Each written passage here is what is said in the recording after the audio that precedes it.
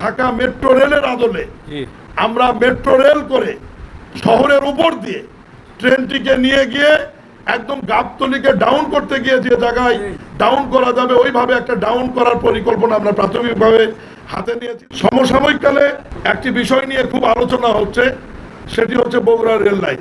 আমি আপনাদের সদয় অবগতির জন্য জানাই, সিরাজগঞ্জ থেকে বগুড়া পর্যন্ত যে রেল লাইনটি, এই প্রকল্প একদম শেষ পর্যায়ে।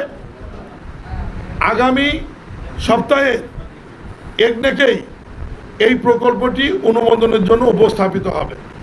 আপনারা জানেন, এশিয়ান ইনফ্রাস্ট্রাকচার ডেভেলপমেন্ট ব্যাংকের আর্থিক সহযোগিতায় এবং বাংলাদেশ সরকারের জিওবি ফান্ড থেকে 12,500 কোটি টাকা ব্যয় সিরাজগঞ্জ থেকে বগুড়া পর্যন্ত এই রেল লাইন ডবল লাইন আর কি, যেটা ব্রড গেজ এবং মিটার গেজ থাকবে, ডুয়েল লাইন বলে, ডুয়েল গেজ বলে যেটা আর কি, এটি আপনার নির্মিত হচ্ছে এবং এর মধ্যে যে ব্রিজ স্টেশন যা যা থাকবার প্রয়োজন সবই হবে।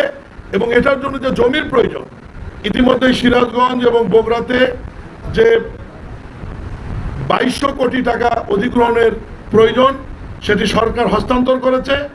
বগুড়াতে 1100 কোটি টাকা প্লাস মাইনাস প্লাসই আর কি, সিরাজগঞ্জ 1100 কোটি টাকা প্লাস।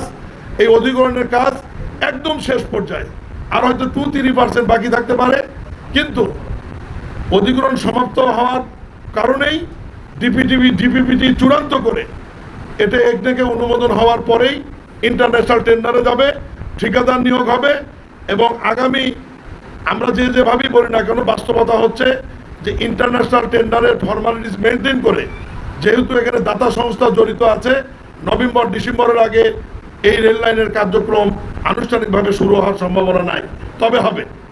এর সঙ্গে যেটুকু সংশোধনী আসছে, বগুড়া শহরের ভিতর রেল লাইন নেই, এটা নিয়ে প্রাথমিক একটি সিদ্ধান্ত হওয়ার পরে আমি দেখেছি আলোচনা সমালোচনা দুই রকমেরই আছে, কেউ পক্ষে কেউ বিপক্ষে। আমরা পরে এই পক্ষ এবং বিপক্ষকে মাথায় নিয়ে আমরা নতুন করে আরেকটি ফিজিবিলিটি স্টাডি করছি। ওই প্রকল্পের কাজ চলমান থাকবে এবং বগুড়া রেল লাইনকে, যেটা একটা শহরের যে বিস্ফোরা, এটাকে সরাবার জন্য নতুন করে যেটা চিন্তা করেছি, আমরা রেল সচিব এবং এই প্রজেক্টের পিডির সঙ্গে আমি আলাদা বৈঠক করেছি। আগামী সপ্তাহে মাননীয় প্রধানমন্ত্রীর সঙ্গে এটা নিয়ে আমাদের বৈঠক রয়েছে।